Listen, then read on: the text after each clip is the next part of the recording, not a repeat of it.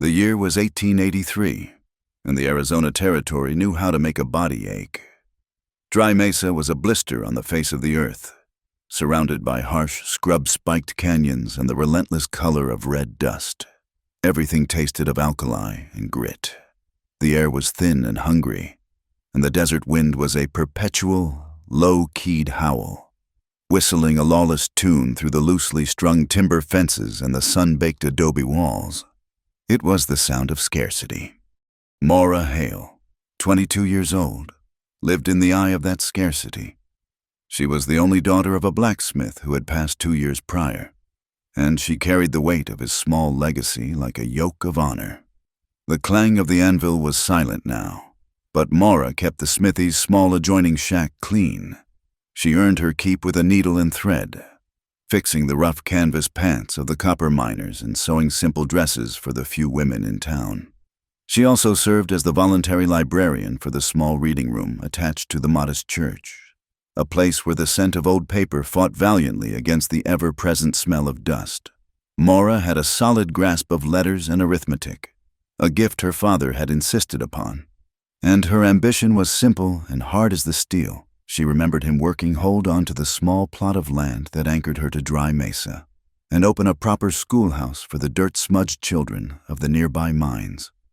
She was not a tall woman, but she stood straight, a habit born from years spent at the sewing machine and a nature that refused to bend for the convenience of others. Her temper, like her gaze, was direct. When she looked at you, she was listening to the truth, not the sound of her own rebuttal. Dry Mesa was the private dominion of Victor Brandt. Brandt owned the largest cattle ranch in the territory, a massive operation that required more water than the land seemed willing to give. He was a man who wore polished boots and a wide, predatory smile, and he had an understanding with Sheriff O'Doyle that was never spoken aloud, but was as solid as the gold in Brandt's pocket. The sheriff's loyalty was purchased, evident in the speed with which he looked away whenever Brandt's business was mentioned. Brandt's latest endeavor had begun subtly, like a sickness you only notice when the body fails, for weeks. Maura and the other townsfolk had noticed Brandt's hands working under cover of darkness. They were building a small, insidious dam far upstream on the Whippet Creek, the sole, meager artery of water that fed Dry Mesa's precious underground spring and its public well. This dam was designed to choke the flow, to turn the lifeblood of the town into a trickle that would only be enough for Brandt's herds, leaving the town's land parched and worthless. The pressure was not a threat. It was a promise: sell your land, or watch it turn to desert. The trouble started, not with an explosion, but with a whisper of absence. One Tuesday morning, Maura lowered the heavy bucket into the public well only to find the rope went slack far too soon. She pulled it up, the bottom barely coated with a sickly, rust-colored slurry. The water level had dropped a frightening, unnatural amount overnight. The sound the bucket made hitting the remaining water was hollow, like a bell tolling for lost things. Maura walked home slowly, the sun already punishing the back of her neck. That evening, as the moon rose thin and pale over the jagged horizon, Maura stood by her small window, ostensibly winding the thread from a bobbin, but her eyes were fixed on the road that led out toward the Whippet Canyon. She saw them just past midnight. Not a massive crew, just 3 wagons, their wheels muffled by freshly piled dust, moving deliberately and slowly. They were hauling timber logs, river stones, and heavy canvas sacks of what looked like compacted clay and sand. They moved with the guilty haste of men performing a dishonorable duty. She recognized the thick-set silhouette of Brandt's foreman, a man named Jesse, leading the convoy. Maura pulled on her dark shawl, grabbed the lamp, and descended into the unused smithy shop. Her fingers brushed the iron-cold surface of her father's things. On a dusty shelf lay the heavy, leather-bound ledger where the elder Hale had recorded all his accounts, his temperatures for tempering steel, and his daily observations of the Dry Mesa spring flow. He was a meticulous man, a man who understood the relationship between heat, pressure, and survival. Maura opened the book. The dry, iron-sharp smell of the aged paper brought a sudden, Familiar ached to her throat. She took up a charcoal pencil and, by the flickering light of the lamp, began to write down what she had seen August 14th, 1883. Well low, 16 inches less than yesterday. Midnight, 3 heavy wagons, timber and bags, heading North Fork, Jesse leading, no legitimate work done at this hour. She closed the ledger, the sound a soft thud in the silence. Then, driven by an impulse of a future need, she reached for a small, iron box beneath the workbench. Inside were her father's branding tools and his steelmaker's stamps. She selected a small, rectangular piece of steel, about the size of her thumb, bearing the perfectly reversed letters of his smithy mark, Hale. It was a tangible, unmistakable piece of evidence, a proof of ownership and a marker of honest work. She tucked both the steel stamp and the ledger into the folds of her shawl. They felt heavy, the weight of a fight she had just chosen to enter. The conflict was already seeping through the cracked mud of the town, at the saloon and the general store. The men grumbled, watching the empty trough by the public well. They were angry at Brant, but their anger was choked by fear. Brant didn't just cut off water. He cut off credit, employment, and protection. Father John, the priest at the church where Maura kept the reading room, spoke in hushed, nervous tones when she mentioned the low water table. Maura, child, the Lord provides, but Brant has many guns. Let the Lord handle his reckoning. Yes, don't poke the bear. Even Mrs. Gable, the practical, kind owner of the general store, advised her over the counter. Don't touch this, Maura. You're a single woman with land. That's enough of a target. You can't fight a water war. The prevailing prejudice in Dry Mesa was plain a respectable woman, especially a widow's daughter who held property, should seek the security of a husband or a benefactor. To stand alone against the most powerful man in the territory was not seen as courage, but as a dangerous, attention-seeking eccentricity. The undercurrent was clear. They feared the water being cut off, but they feared the violence of confrontation even more. They preached caution, which was the soft, cowardly name for surrender. Maura chose to stand straight. Dignity was not a luxury for her. It was the foundation of her father's land, and she would not trade it for safety. Justice, she knew, did not ride in on a white horse. It had to be hauled out of the earth with effort. It was into this atmosphere of red dust and moral decay that Colt Avery rode. He was 30, lean, and sat a horse with the fluid economy of a man who had spent his life in the saddle. He was hired muscle, a cowboy brought in by a small, distant rancher to oversee a seasonal cattle drive toward the market. He spoke so little that when he did, the words landed with the unexpected impact of stones. The right side of his face was weather-beaten, but his eyes were the most unusual feature. A deep, quiet blue that seemed capable of listening not only to the words you spoke, but to the silence underneath them.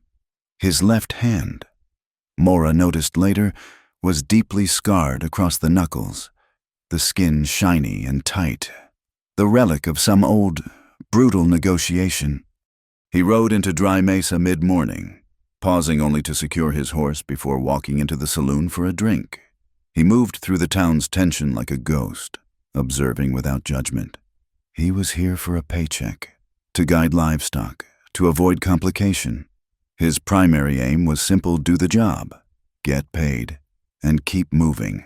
He had a deep-seated personal reason for avoiding the messy business of other men's struggles. The first unexpected intersection came late that afternoon, and it was engineered by the villainous hand of Victor Brant's hired men.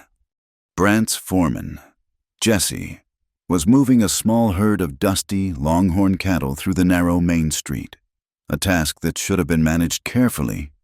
Instead, Jesse's two hands began to shout, cracking their whips and hooting, sending the nervous cattle into a frantic, chaotic bolt.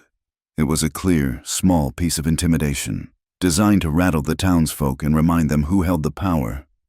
Maura was crossing the street from Mrs. Gable's store, a bolt of linen balanced on one arm and the heavy blacksmith ledger held tight against her ribs. She saw the immediate panic in the longhorn eyes and the sudden, mindless surge of movement. There was no time to run for cover. A large, nervous steer, horns low and covered in red dust, broke from the main group and charged directly toward her. She braced herself, instinctively bringing the heavy ledger up like a useless shield. A sudden, sharp movement interrupted the rush. Colt Avery, who had been sitting his horse quietly near the water trough, now nearly empty, spurred his mount directly between Mora and the steer. It was not a grand or heroic charge, but a cold, precise piece of horsemanship. He leaned low, using the bulk of his own horse to shoulder the steer hard in the flank, diverting its momentum. The steer stumbled, bawled, and rejoined the chaos. Mora stood paralyzed, breathing in the sudden, hot, sickening smell of cattle panic and dry sweat. When the dust settled, Colt was looking down at her, the brim of his hat shielding his eyes. The whole interaction had taken less than 10 seconds. "You all right, miss?" His voice was low, sanded by the dust and quiet use. Mora could only manage a shaky nod. She realized her hand was stinging. The impact had jarred loose the linen, which now lay trampled and dusty, and she had dropped her handkerchief. Colt dismounted with the slow, deliberate movement of a man who calculates every step. He walked past the agitated cattle, picked up the small square of white cotton, shook the dust from it carefully, and held it out to her. Their fingers did not touch. Mora took the cloth. She noticed, now, the distinctive hard scar on his left hand. "They didn't have to run them like that," she said, her voice still thin with shock but hardening with anger. "Jesse's just trying to scare people." Colt slipped a coil of rope back onto his saddle horn. He glanced toward the foreman, who was now riding back, pretending to restore order with excessive energy. "A man who's paid to scare people is going to scare people," Colt stated, his voice devoid of judgment, simply observing a fact of nature, like the dryness of the wind. Mora bristled at the detached analysis. "And a man who sees wrong done, is he just paid to watch?" Colt turned his attention fully to her then. His blue eyes, usually so distant, seemed to take in the entirety of her small, defiant form, the dust on her dress, the tight grip she had on the blacksmith's ledger. "Ma'am," he replied, and he touched the brim of his hat with that scarred left hand, a gesture of respect that felt unusually sincere in the middle of the dusty street. "I'm paid to move cattle, not consciences. They're two different paymasters." There was a moment of charged silence between them. Two people whose understanding of the world was fundamentally opposed Mora, who believed in confronting injustice immediately. Colt, who believed in keeping his own borders clean and moving on. Mora forced a smile, a wry, dry expression that acknowledged his wit while rejecting his philosophy. "Then I suppose you haven't got much work this year. Mr. Dry Mesa is running low on consciences to move, and the cattle business seems to be paying the devil." Colt's mouth twitched, a fleeting expression that might have been amusement. He adjusted his hat slightly. "Colt Avery. And you're Mora Hale." He didn't ask. He stated news. Even small pieces traveled on the dry wind of Dry Mesa. "And I thank you, Mr. Avery, for saving my neck from your employer's brand of persuasion." "I wasn't working for Brant," he corrected her quietly. "I'm passing through. The cattle were not mine to control, but the street was." He was drawing a very specific, sharp line between professional duty and human decency. He mounted his horse in one smooth motion. He looked once more at the well, then back at Mora, and in that long, listening gaze, Mora sensed a weariness that went far deeper than the dust of the trail. "You dropped this, too." He pointed to the steel blacksmith stamp, which had rolled near the horse's hoof. Mora bent quickly and retrieved it. The steel was cold and hard in her palm, a solid piece of truth in a world of shifting sand. "My father's mark," she explained, holding it up slightly. "It means solid work. It means things are what they claim to be." Colt nodded, his understanding implicit and immediate. The world doesn't like things that mean what they claim to be. "Ma'am, be careful with that mark." He paused, then offered the shortest, most profound piece of advice she had heard all day. The wind in this valley is dry. Dry wind is the law here. And with that, he wheeled his horse and rode toward the north end of town, toward the small ranch where he would be meeting his crew. The incident was closed for him.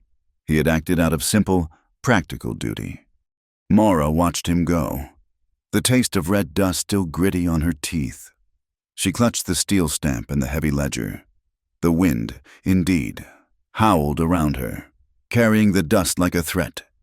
She knew the townspeople's fear was justified. The dry wind was the law of the man with the most resources and the biggest gun. That night, when the town was asleep, Maura opened the ledger again, under the entry detailing the wagons and the vanishing water. She wrote 2 lines that formalized her choice. When the Gengken well runs dry, the Dao Lai morality has run dry with it. The community has chosen silence. I will choose the memory of the blacksmith's forge. Her goal was now clear. She would not wait for the Lord, nor for a man. She would stand against the law of the dry wind using the only weapons she had: truth, dignity, and the solid evidence of her father's legacy. The slow burn of tension in Dry Mesa had ignited into a small, steady flame of resistance in Maura's determined heart, and the forecast was set for violence. The air was not yet hot, but it was already thin, promising the day's coming cruelty. Maura Hale rose an hour before the usual mining whistle, pulling on thick canvas trousers and a flannel shirt, clothing more practical than fashionable, especially when one intended to walk the desolate creek bed. She slipped the leather-bound ledger into a saddlebag, alongside a small, sharp trowel. Her objective was the North Fork of Whippet Creek, the upper reach where the water still ran, or, more accurately, where it was supposed to run. She navigated the familiar path around the bluffs, the red dust giving way to a more stony, treacherous terrain. When she reached the creek bed, the sound of flowing water was noticeably absent, replaced by the hollow rattle of pebbles shifting in the dry channel. Then she saw it, tucked neatly between 2 towering stone faces, hidden just out of sight from the main Dry Mesa road, was the obstruction. It was not a massive, professional structure, but a hastily yet effectively built barrier, a crudely packed earth and stone wall, shored up by thick timber pilings and reinforced with the very canvas sacks she had seen the night before, now hardened with dried clay. It was designed to divert the meager flow, pushing the current into a newly dug side channel that clearly snaked off toward the sprawling lands of Brandt Cattle Company. Maura knelt, her heart sinking but her determination solidifying.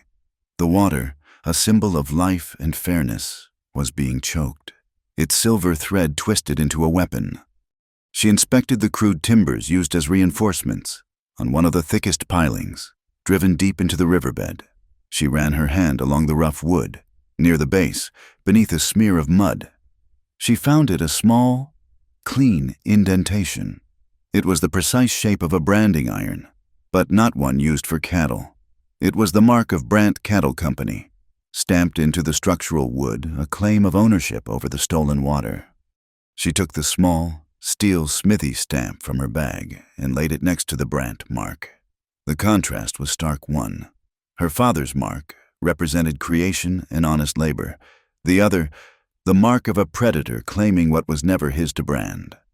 She used the trowel to sketch the diversion and the position of the pilings into her ledger, taking a meticulous note of the water pooling uselessly on Brandt's side. The truth was etched here, in mud and arrogance. Back in Dry Mesa, the air was already thick with the morning's gossip. Maura cleaned the dirt from her boots and went straight to the small, clapboard office of the sheriff. Sheriff O'Doyle, a beefy man whose uniform always seemed slightly too tight, was nursing a cup of coffee and reading a dated newspaper.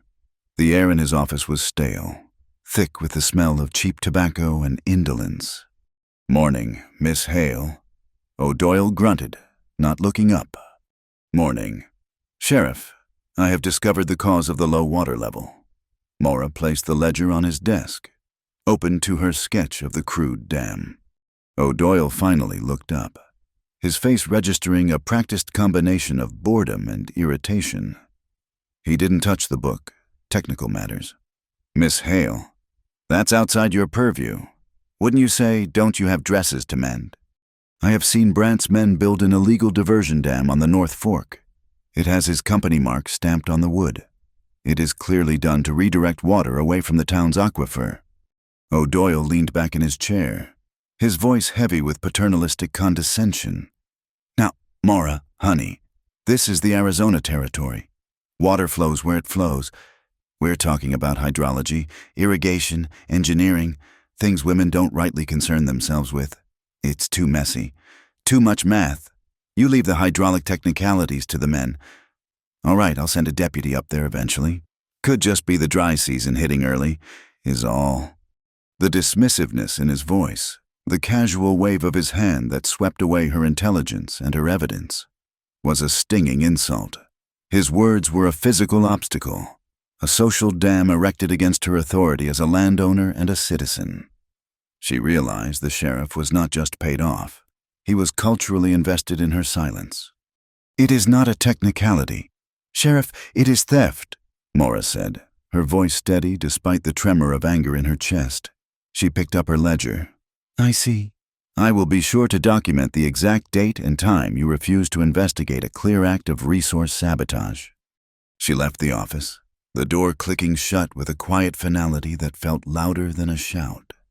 Later that afternoon, while Mora was meticulously setting up her sewing machine, she saw Colt Avery. He was at the dry public well, not drinking but talking quietly with Mrs. Gable, the boarding house owner. Mora watched from her porch as the interaction unfolded. Colt was handing a few coins to Mrs. Gable for his lodging, settling his account immediately, a rarity in a transient town where credit was king and often exploited. Then, as Mrs. Gable's horse-drawn buggy pulled up, one of the wooden wheels gave a groan and clearly stuck. Colt didn't wait to be asked. He simply lowered his shoulder, lifted the heavy wheel just enough to ease the pressure, and used a small knife to scrape away the impacted clay and grit that was jamming the spokes. He was economical with his strength and his time, and he accepted Mrs. Gable's quiet thanks with only a nod before walking away. He was not a man seeking attention or reward. He was a man who avoided trouble, yet could not resist the small, necessary act of putting something right, even if it was just a sticking wheel. His small, isolated acts of decency stood in stark contrast to the growing wave of rumors directed at Mora. In the reading room, as Mora tried to catalog a box of worn periodicals, she overheard two women whispering behind the safety of their bonnets. She's making too much noise about the water, one voice hissed, seeking attention. I tell you, a respectable young woman should be looking for stability, not chasing roughnecks up the creek bed. She's unmarried. Mind you, all this fuss is just to get a man to notice her. The other voice, low and sympathetic to the town's prejudice, agreed. A good woman finds shelter, not fights. She should just sell the place and marry before she spoils her name entirely. The talk hurt, twisting her righteous anger into personal doubt. They were using the oldest tool of frontier society against her, the judgment of women who dared to operate outside the safety of male guardianship. Mora bit the inside of her cheek until she tasted copper. She would not let their small minds and their fear of change derail her pursuit of facts. The steel stamp in her drawer was the hard truth, and she would gather more like it. Her opportunity came sooner than expected. Mora was crossing the street, heading toward the saloon to deliver a freshly mended vest, when a gleaming black carriage pulled by two magnificent bay horses stopped directly in her path. Victor Brandt stepped out. He was impeccably dressed in a dark suit, looking like he belonged in a bank in San Francisco, not the red dust of Dry Mesa. He offered her a condescending, smooth smile. Miss Hale, he purred, his voice oilier than the best gun grease. My foreman tells me you've been trespassing on my land, worrying yourself over mud and sticks. Mora stopped directly in front of him, planting her feet. The street was silent. Every window had a witness behind it. The land is the creek bed, Mr. Brandt, and the water is for the town. Your company mark is on the timbers. Where is your territorial license to redirect a public waterway? Mora asked, her voice clear and carrying. She was not shouting, which somehow made her challenge sharper. Brandt laughed, a short, barking sound of total confidence. He adjusted the cuff of his silk shirt. License, Miss Hale. Listen close. This is the frontier. The law here isn't written on parchment and sealed with wax. The law here travels with the strongest hand, the biggest gun, and the heaviest account book. I have the men, the money, and the power to buy silence. You have an old ledger and a needle. Do you understand the difference? He leaned closer, his eyes cold and devoid of mirth. I will buy your little shack. Do not make me take it for free when your well runs dry and your land is dust. Mora did not flinch. I understand, Mr. Brandt, and I know the difference between the law of money and the law of men who honor their word. My father taught me the latter. I will see you in the courthouse. Brandt's smile vanished, replaced by a look of pure, cutting scorn. He didn't reply, merely dismissed her with a wave of his hand and climbed back into his carriage, which pulled away quickly, the sound of the horses mocking her defiance. The silence of the street was deafening. The crowd had witnessed the collision of brute force and moral courage. Later that evening, after the sun had dipped and the sky was turning the color of faded indigo, Mora sat on her porch, her muscles tight from the encounter. A solitary figure approached on foot. It was Colt Avery. He stopped a respectable distance from her porch, the twilight softening the harsh lines of his face. He wasn't looking at her, but at the empty, darkened smithy next to her shack. Brandt's got plenty of muscle, he observed, his voice neutral. He doesn't need to use fear against a woman on a public street. It's bad business. He thinks I'm a child who needs a fright to run home, Mora replied, running a hand over the rough wood of her porch railing. He saw a problem that wouldn't stay quiet. Colt corrected her. You don't rattle easily. Miss Hale. A long moment of quiet passed. Colt was clearly done with his casual observation, but he did not leave. You always follow me around, Mr. Avery, Mora asked, trying to inject a thread of dry humor into the tense moment. Colt kept his gaze fixed on the distance, his hat tilted low, a shadowy extension of his reserve. I'm heading back to my lodging. Ma'am, I walk this road. He hesitated, and then the dry wit returned, but with a surprising gentleness. He shifted his weight, and his gaze finally met hers, direct and serious. No, I walk so that the grit and the wind hit my back instead of yours. The statement, simple and devoid of any suggestion of romance or melodrama, was a quiet offering of protection. It was a gesture of respect offered without strings or demands. It was the first genuine seed of trust planted between them.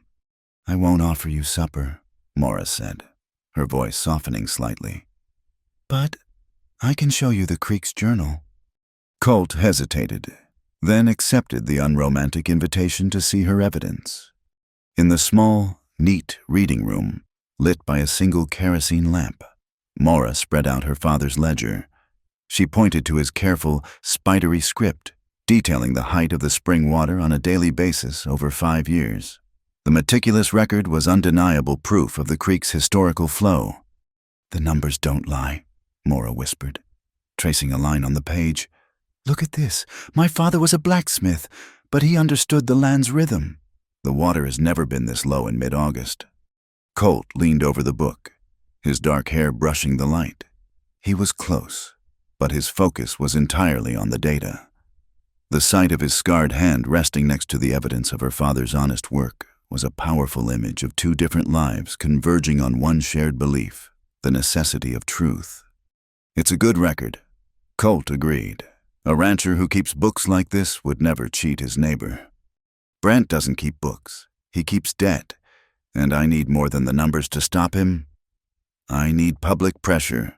The court won't listen to a lone woman's complaint. This self-recognition of her social limitation propelled Mora into her own campaign. The next morning, she transformed the church reading room into a makeshift classroom. She placed an announcement on the saloon's board literacy classes for mining children free enrollment. One condition for entry, the parent must sign a petition for the preservation of Dry Mesa's public water supply. The self-reliance of the act was her ultimate theme, Fu Nu Lam Kong Dan Kong Pu Thuok Bao Tro Dan Ong, women as citizens. Not dependent on the protection of men, she was trading her skills for the currency of justice signatures. She was creating her own civic power base. Out by the public well, the remaining water was now murky, smelling faintly of sulfur. Standing sentinel beside the empty stone curb was the town's ancient cottonwood tree. Its leaves were now entirely gone, long stripped by the endless, hungry, dry wind. It stood bare, white-boned, a silent symbol of patient endurance, waiting like Mora for the long, promised rain. Mora touched the blacksmith's steel stamp in her pocket. It was the mark of solid truth, a small, hard nucleus of reality against the town's soft fear. The rhythm of the days settled into a controlled, tense pace, sewing, teaching, and gathering names. It was a period of controlled, moral buildup, tightening the springs of the conflict for the necessary confrontation ahead. She was ready to take her fight, and her community, to the next level. The first unexpected twist arrived not with a whisper of warning, but with the sudden, brutal halt of the nightly mail coach. It happened roughly 5 miles outside Dry Mesa. The stagecoach, due around midnight, never arrived. By sunup, the news had galloped back on a sweating relay horse. The stage had been held up, the strongbox taken, the driver wounded, and the messenger severely beaten. Before the town could fully digest the shock, Victor Brandt rode into the street from his ranch, his face a mask of false outrage. He addressed the small crowd gathered near the silent well, his voice booming with performative authority. "This is the cost of weakness," Brandt declared, gesturing wildly toward the eastern canyons. "The Apache dogs are hungry. They smell easy money and a soft settlement. A few weeks ago, one of the driver's horses was killed with a vicious thrust, the mark of a savage butcher, one of the renegades who slipped through the reservation lines." He spun the narrative instantly. The thieves were not desperate white bandits. They were Apache butchers, an enemy the town already feared and was conditioned to hate. The fear immediately eclipsed the concern over the stolen water. Fury was easier to sustain than rational thought. Brandt was a master of misdirection. He offered to organize a punitive expedition out of his own pocket, promising to track the thieves and restore order and, implicitly, prove that he, not the powerless sheriff, was the only man capable of protecting Dry Mesa. The townspeople, their anxieties about the water momentarily forgotten, began to mutter about vengeance and justice. Mora, however, felt a cold knot of suspicion tighten in her stomach. She knew the territory's tribes were rarely interested in the risky, heavily guarded stagecoach strongboxes. They preferred to steal livestock and supplies, not confront armed guards for coins. She spent the morning mending a vest for a miner, all the while listening to the inflamed talk drifting in through her open window. In the late afternoon, she walked out to the scene of the holdup, driven by a need to see the ground truth for herself. The sheriff's hastily assembled posse had already left, following Brandt's directions toward the bluffs. The scene was dusty, trampled, and poorly secured. While looking through the churned earth near where the stage had been forced to stop, Mora spotted something small and out of place among the coarse, reddish pebbles. She knelt and picked it up. It was the stub of a high-quality, imported cigar, barely smoked, the ash still firm and the paper wrapper bearing a fine, almost invisible gold ring near the end. It was the kind of expensive luxury tobacco favored by the railroad magnates and the wealthy land barons who occasionally passed through Prescott. It was certainly not the cheap, harsh tobacco or the traditional plant material used by the local indigenous people. This was the refuse of a wealthy man enjoying a successful, quiet operation. Mora pocketed the evidence. The smooth, cool paper a stark contrast to the gritty cigar butt Brandt would have wanted them to believe was left behind. The truth was being obscured by a manufactured enemy. I viet lich su obien gyoy, who writes the history at the frontier Brant, with his powerful lie, was trying to write it now. She returned to her shack, the small piece of cigar stub burning a hole in her mind. She needed someone who understood the logistics of organized crime, not just the emotions of frontier justice. She needed Colt Avery. She found him at the small, remote stable where he kept his horse, prepping his saddle for the next leg of his journey. He looked up, his movements economical, his eyes instantly assessing her tense posture. "Miss Hale," he greeted, his voice low. "You look like you've been arguing with a rock." "I've been arguing with a lie," she retorted, and pulled out the cigar stub. She held it out to him. "Found this near the stagecoach track. Does this smell like an Apache raider to you?" Colt took the stub, turning it over in his scarred fingers. He sniffed it once, a quick, almost professional motion. "No, smells like a lawyer with a good year, or a rancher with too much money." He handed it back. "Why would a wealthy man rob a stagecoach?" "To create a diversion," Mora suggested, leaning against the doorframe. "Brant is trying to stir up hatred and fear to make us forget about the dam he built. This town will scream for a posse, not a judge. It buys him time." Colt paused in his work, running a hand over the saddle horn. "That's a big accusation, ma'am, and a dangerous one to say out loud." "The truth is always dangerous here," Mora countered. "But you, Mr. Avery, you know things. You saved my life without a fuss. You fixed broken wheels without a thank you." "You have the quiet competence of a man who knows where the secret roads are." Colt lifted his gaze, a sharp flash of something private and guarded in his blue eyes. He walked over to his saddlebags, uncinched the leather flap, and pulled out a tightly rolled, waterproofed map.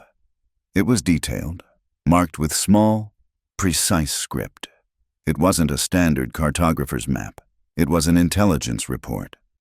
"The mail route is here," he indicated with a thumbnail, tracing a line. "The holdup happened at the tight turn by the Red Shale Cliffs. Look at this detail. Miss Hale, a stagecoach can't turn tight there. It has to slow down, almost to a crawl, and the ground is too rocky for a clean escape on horseback. It's an easy place to ambush, and an even easier place to leave a planted clue like that cigar stub." Mora's breath caught. "You have a map of the postal routes. Why?" Colt hesitated, his jaw tight. "I worked as a courier once. Unofficial, Pinkerton. The name hung in the air, a badge of complex history. I was paid to deliver messages, to move information outside the standard network. That's all." He was telling a half-truth, but the admission was a significant lowering of his guard. His previous life was suddenly close, the scent of gunpowder and secrecy momentarily replacing the smell of leather and horse sweat. Mora, recognizing the sensitive nature of the topic, changed the subject but kept the focus on their shared problem, the water. "My father's ledger has records of the stream flow going back years," she said, inviting him back toward her. "Come to the reading room. Help me see how the water has been rerouted over time. Maybe the water flow is like a story, and we just need to read the path it takes." Later, in the quiet, lamp-lit reading room, Mora and Colt spread the heavy ledger open. The silence was companionable, charged with focused energy. "Look here," Mora said, pointing to a dip in the flow recorded in 1879. "My father noted a major drought, but even then, the well didn't drop this fast. He wrote that water like fate. Takes the long way, but always follows the true path of gravity." Colt traced the lines of ink with his scarred finger. Water, or the lack of it, is a problem of physics, not philosophy. But your father was right. It takes the path of least resistance. Brant is making his path the least resistant. Their conversation flowed easily, moving from the technical measurements of creek diversion to the philosophical arguments of destiny versus engineering. It was a strange kind of intimacy, one based entirely on the shared respect for evidence and logic. They were arguing, not against each other, but against the disorder and lies of the frontier. Mora felt a flicker of curiosity about the Pinkerton life he had revealed. "Why did you stop?" she asked, quietly. Colt went still. He stared at the ledger, but his eyes were seeing something far away and painful. The last job went bad. Information was solid, but the execution was wrong. The team, my friend, he didn't make it. He was a good man, tried to uphold the law, and he ended up underground. He didn't elaborate, but Mora understood the depth of the inner conflict that defined him. He had sought justice and found only grief and death. His current reluctance to engage in Dry Mesa's troubles was rooted in the knowledge that Din Vao Kong Li La Nui Thu. Getting involved in justice means cultivating enemies. He had paid his price for righteousness, and now he was trying to collect on the peace he had earned. The moment of shared vulnerability was broken by the angry, demanding clang of the church bell. Sheriff O'Doyle, flanked by Brant's men, stood in the town square. He had returned, and he was issuing an official decree. "By order of the Territorial Authority," O'Doyle announced, waving a piece of paper, "we are issuing a warrant for the apprehension of any and all Apache renegades suspected in the mail robbery. Any citizen who harbors or assists them is in violation of the law. Brant's men are deputized to assist in the sweep." The declaration was a formal legalization of violence, a move designed to divert attention and consolidate Brant's paramilitary control. The muddy, confusing reality of the water theft was instantly replaced by a sharp, clear target for the town's rage. The dust cloud that accompanied the wind suddenly felt like a curtain, a screen intentionally drawn across the truth. Mora stepped out of the reading room, the blacksmith's ledger tucked under her arm. She walked straight into the crowd, standing just close enough to the sheriff that he couldn't ignore her. "Sheriff O'Doyle," Mora called out, her voice cutting through the rising murmur of the crowd. "The warrant you hold is a distraction. The enemy of this town is not riding in from the hills. The enemy is the dirt dam built by Victor Brant that is choking our water supply." Brant, who was standing beside O'Doyle, smiled a terrible, cold smile. Listen to the hysterical spinster. "Sheriff, she'd rather save a puddle than her neighbor's life." "I'd rather save the truth," Mora shot back, ignoring Brant. "This warrant is not justice. It is a license for violence used to hide the theft of our lifeblood. The real enemy is the dam. Sheriff, go dismantle the dam." The crowd hesitated. Mora's words had struck the fundamental core of their fear. The well was still dry. Brant's lie was magnificent, but the thirst was real. Colt, who had followed Mora out, stood silently at the edge of the square, watching the collision. He had seen this scene countless times in his Pinkerton days, the moment when a community must choose between the easy lie and the hard truth. Mora knew her public defiance was necessary, but insufficient. They needed proof that transcended the sheriff's denial. They needed to force the law to acknowledge the physical reality of the crime. She turned to Colt. "I need a detailed, professional sketch of that dam. I need measurements that can stand up in a district court, and I can't go back alone. They know I'm looking. If I go alone, I won't come back." Colt looked at the chaos, the deputized guns of Brant's crew, and the ugly hatred Brant had successfully stirred up. He looked at Mora, her face dusted with fear, but her eyes resolute. He thought of his dead friend and the price of involvement, but the sight of Brant twisting the town's legitimate fear into an instrument of theft tipped the balance. The injustice was too clean, too blatant. He looked at the map in his hand, then at the sky, already smelling of the strange, dry heat that precedes a high plains storm. He shoved the map back into his saddlebag. "The trail to the North Fork is rough. Miss Hale," he stated. "If we take my horse, we'll be there and back before their posse gets organized." He paused, his gaze intensely practical, yet carrying the full weight of the risk. "I will lead you to the cliff edge where you can see the whole operation. I will get you the evidence you need to go to Prescott." He adjusted his low-brimmed hat. "The decision made, but I only guide you to the edge of the jump. The act of jumping is yours alone." Mara nodded. A single, sharp motion. She knew what he meant. He was offering his skills, not his destiny. He was facilitating her fight, but refusing to take ownership of it. She grabbed her father's ledger and the steel stamp, the two emblems of her cause. They had made a pact, one based not on affection, but on the cold, hard necessity of surviving the law of the dry wind. They would leave for the canyon that night. The moon was a sickle in the cold, black velvet of the Arizona night.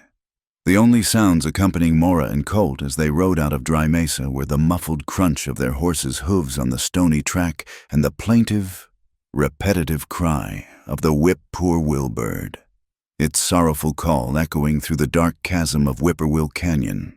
The air was thin and bit at the skin, carrying the sharp, medicinal scent of sagebrush and the heavy, mineral smell of pulverized rock.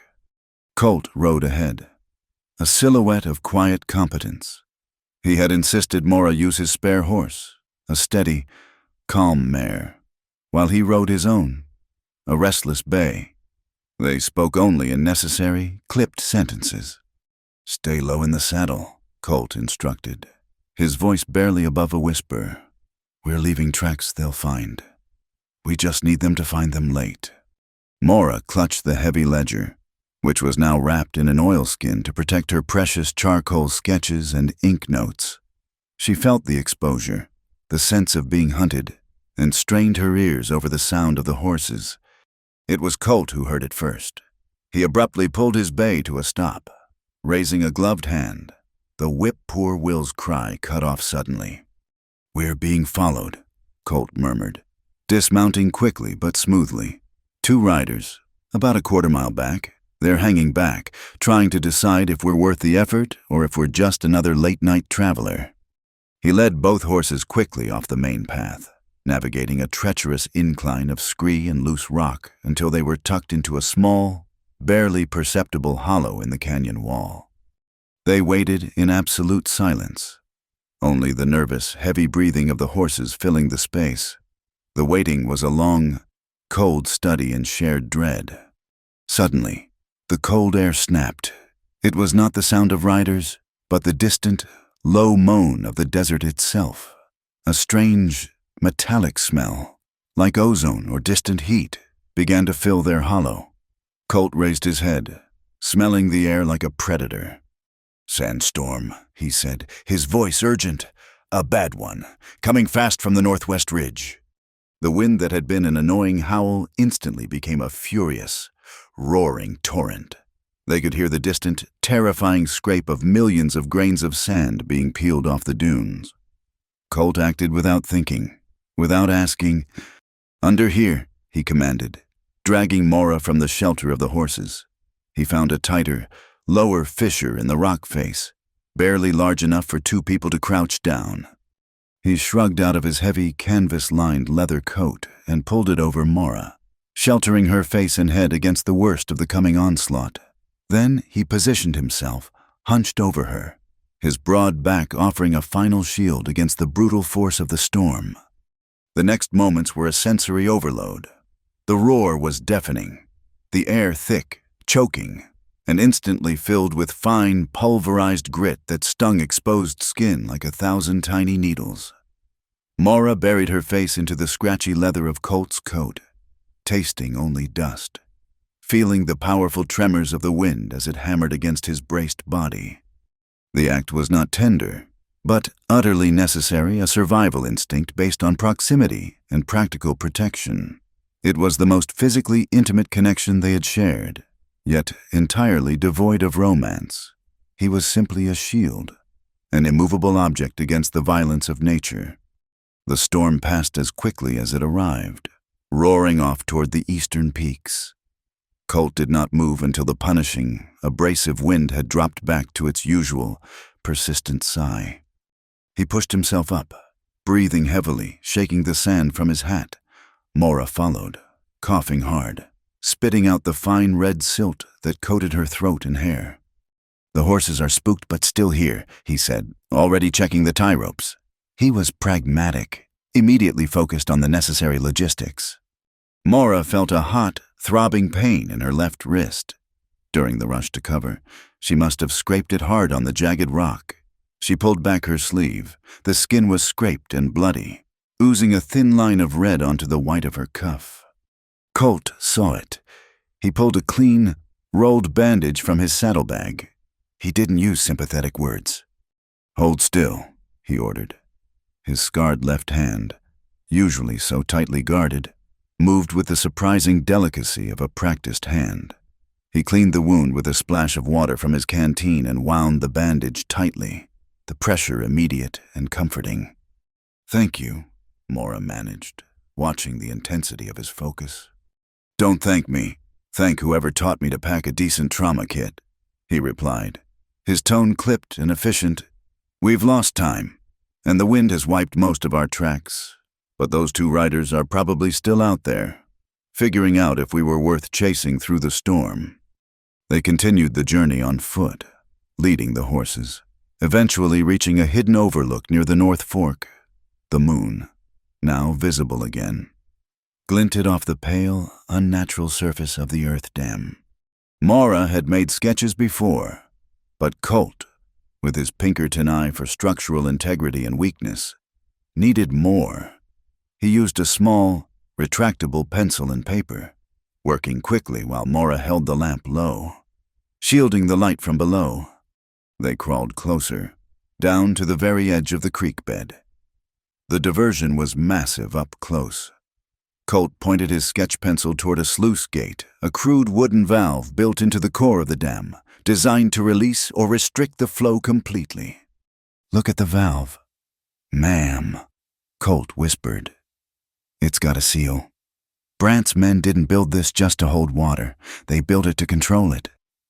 And here," he pointed to a large, rectangular piece of cut lumber supporting the gate mechanism. Even in the gloom, they could see the deeply carved, unmistakable signature, the familiar, block letter stamp of the Brant Cattle Company. This was not mere trespassing. It was a brazen, proprietary theft of a public resource, clearly marked and engineered. Mora rapidly noted the placement, the height, and the dimensions in her ledger. This was the irrefutable evidence she needed for the court in Prescott. As they finished the documentation, the air, though calmer, was suddenly charged with a different kind of danger. A stone clattered loudly from the ridge above them. Colt shoved Mora back against the dam face. Two figures, rifles glinting faintly in the moonlight, were silhouetted on the crest, looking down. They were armed men, clearly not just wandering cowboys. Colt drew his pistol, the movement quick and practiced, and fired 2 shots, not aimed at the figures, but at the ground a few feet from their feet, throwing up a spectacular, ear-splitting spray of dirt and rock fragments. The sharp, unexpected sound echoed off the canyon walls, magnified tenfold. The 2 figures on the ridge yelled in surprise and instinctively dropped prone, startled by the sudden, professional warning.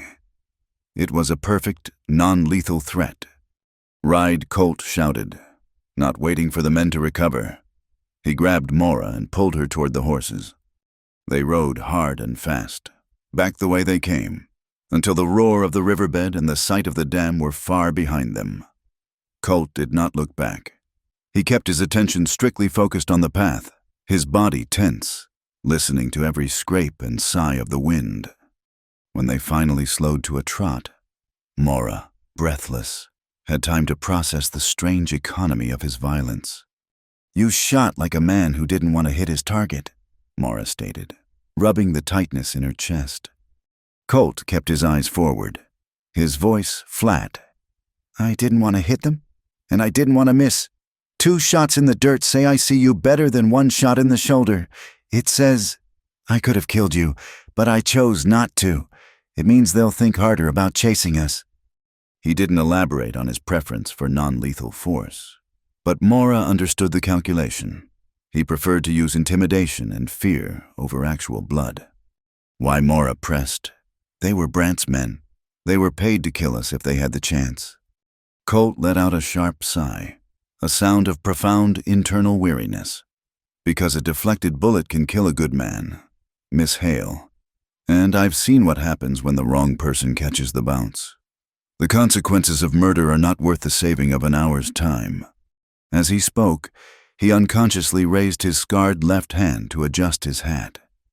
Maura saw the faint tremor that ran through his forearm, a brief, uncontrollable shake that betrayed the lingering trauma of violence, the memory of his past failure, the lost mission. The dead colleague was close. The fear of causing unintended harm, of another deflected shot killing another good man, was the engine of his internal conflict. Maura, seeing the momentary loss of his control, reached out. She did not grab or clutch, but simply placed her hand gently on his forearm, a warm, steady weight on the tense muscle. "Everyone has a day when their hand shakes. Mr. Avery," she said softly, staring at the white scar tissue on his knuckles. "But the hand can recover. The heart must not." Colt looked down at her hand, a moment of profound, shared understanding passing between them. He did not pull away. The contact was not a sign of romantic intent, but a recognition of their shared humanity in the face of brutal necessity. She was telling him that his past mistakes did not define his moral core now. The journey back was tense, but the air also carried a new smell, a subtle, sweet dampness beneath the ubiquitous dust. It was the scent of moisture drawn from the distance, the first hint of rain. It was a potent symbol, a tiny flicker of hope, a change in the relentless nature of the dry wind, but also a new peril, as the same water that brings life can also bring a sudden, dangerous flash flood. They rode back into Dry Mesa as the first light was just touching the tops of the canyons. The town was unsettlingly quiet. Maura stopped by the church to drop off her saddlebag, intending to grab a few hours of sleep before preparing for the ride to Prescott. She froze on the porch. Her small classroom, the reading room where she taught the miners' children and collected her signatures, had been savagely vandalized. The door was kicked in, the few chairs overturned, the precious stack of donated books scattered and torn. The few pieces of chalk were smashed on the floor.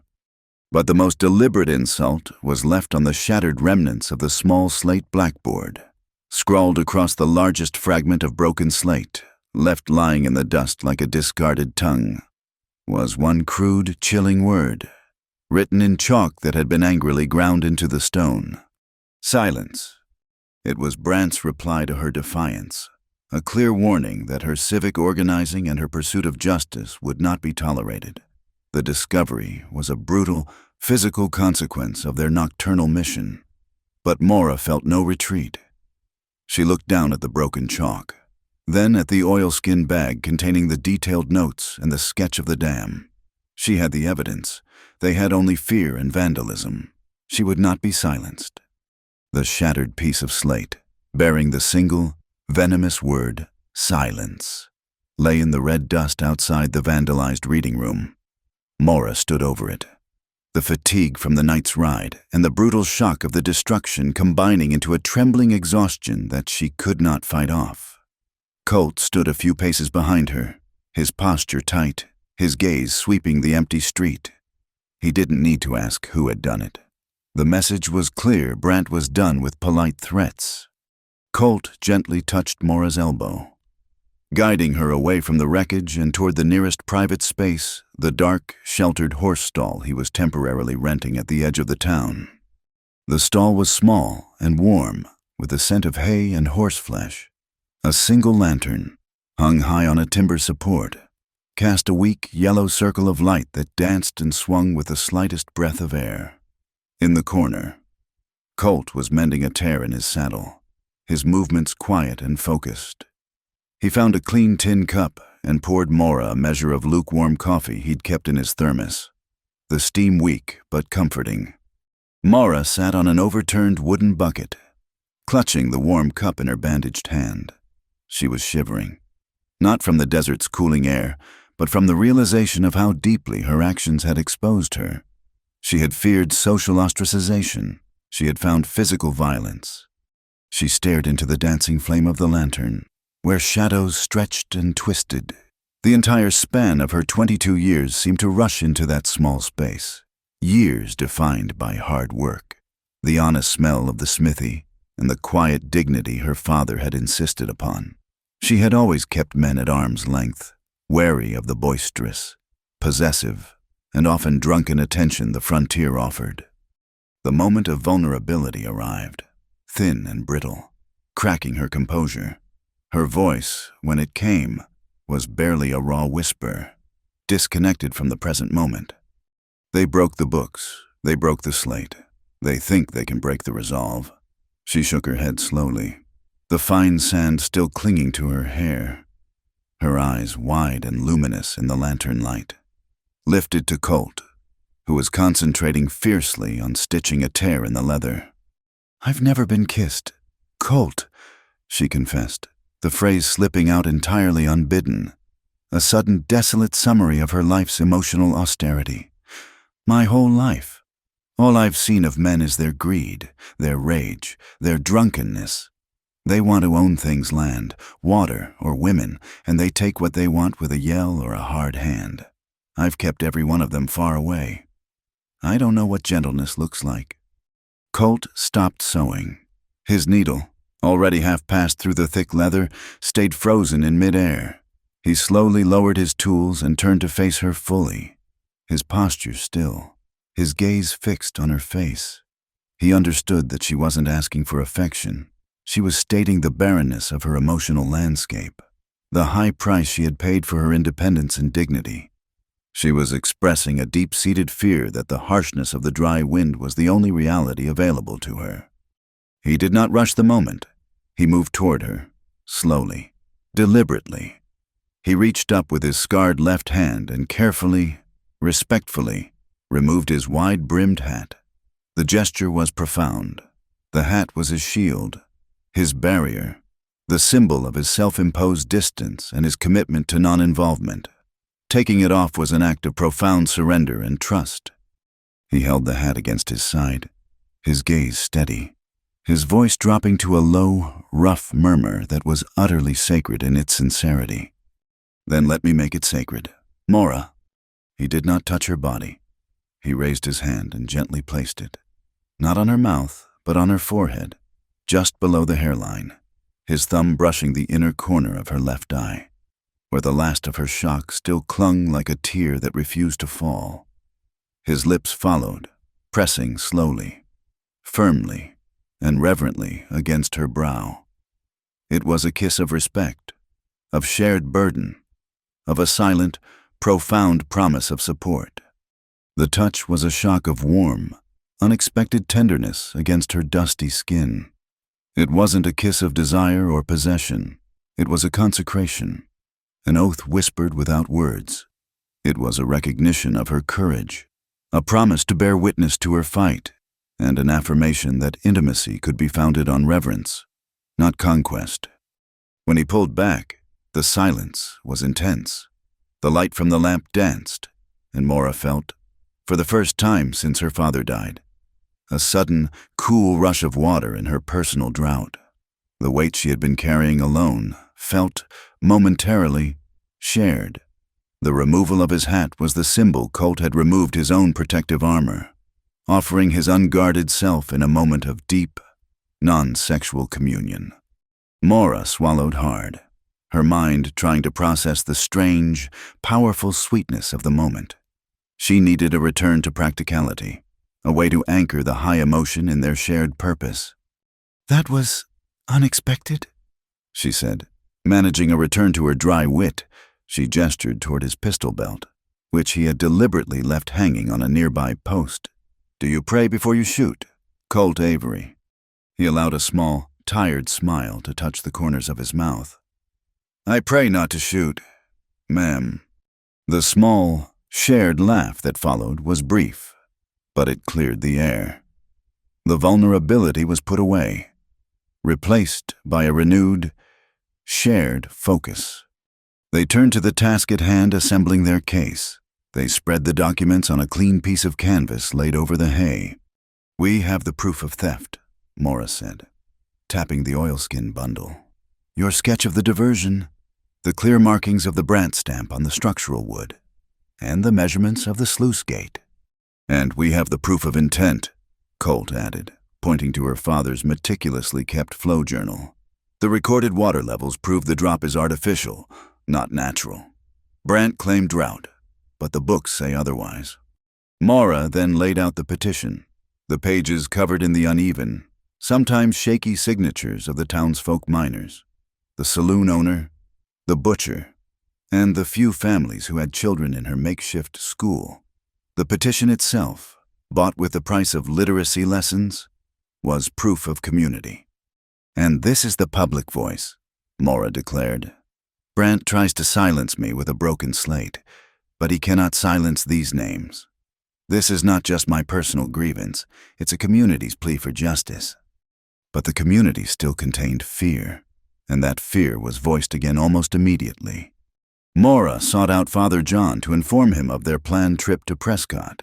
The elderly priest, still reeling from the vandalism, wrung his hands together, his face etched with worry. "Maura, child, please, you have seen what they are capable of. They broke the school, they can break the girl. This is too much trouble. Too much through enmity," he pleaded. "Stop now. Let Victor Brant have his water. Let there be peace." Maura looked out the church window, toward the sight of the dust whipping around the empty well. She thought of Colt's gentle kiss on her brow, an act of sacred respect that stood in stark opposition to the fear the town was offering her. "The enmity is not mine to sow, Father," Maura replied firmly. "The Thu is already here. It's not sleeping in the hills, waiting for me to wake it up. It's standing right outside our door, drinking our water, drying up our faith. The enmity is Brant, and silence is not peace. It is simply surrender." Her resolve was unshakable. The pace of the story, having slowed for the intimate moment of connection, immediately surged back into the rhythm of legal action.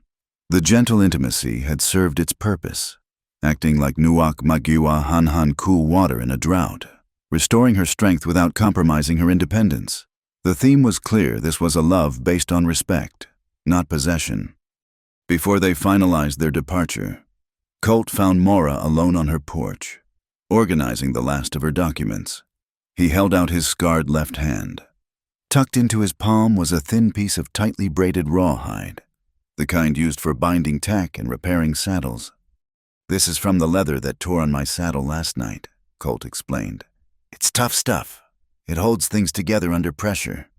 He wrapped the simple, brown braid around her wrist, replacing the worn medical bandage. "For the thread of perseverance," he said, using the exact word for persistence. Kien Tri without knowing its Vietnamese meaning, but perfectly capturing its essence. The one that keeps your heart straight. Maura felt the rough leather against her skin. A simple, unadorned promise. "Thank you, Colt," she murmured. "I'll be sure not to drop this." With the petition secured, the evidence documented, and the shared understanding of their mission established, they were ready. The legal writ for the injunction was prepared. Addressed to the district court, they would leave for Prescott, the county seat. A difficult 2-day ride at first light. The confrontation with Brant was no longer a matter of local argument. It was a matter of law. The day they were set to leave for Prescott, Dry Mesa fell silent. It was the heavy, unnatural silence of a town holding its breath, waiting for the first shoe to drop.